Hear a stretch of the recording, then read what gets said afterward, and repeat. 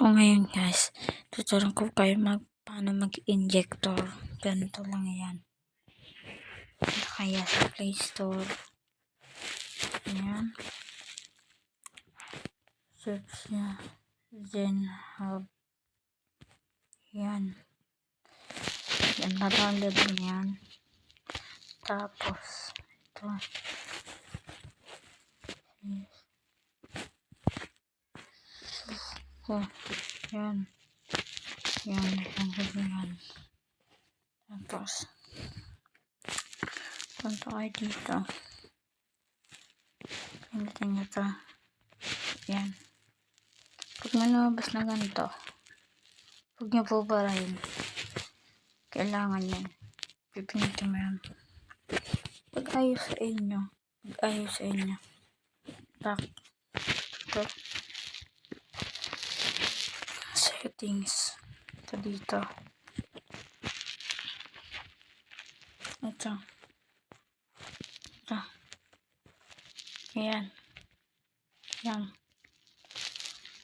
Pindutin nyo ito ng 5 beses. 1, 2, 3, 4, 5. Ayan. Kaya, ito kayo dito settings. Ito. Pindutin nyo ito.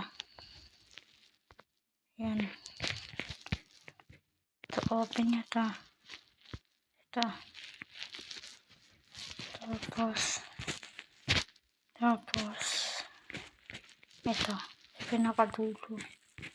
At saka, balik tayo dun.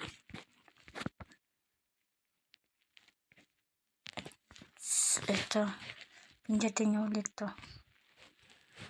Tapos, click nyo yung code.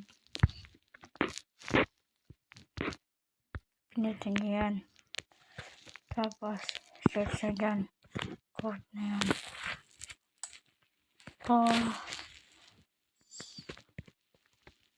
6, 4, 7, 4, 5. Yan. Tapos,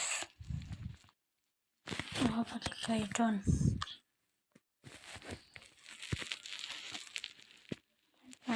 Pindutin nyo start.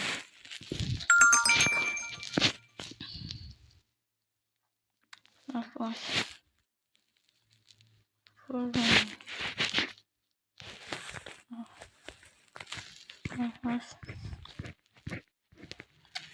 dito.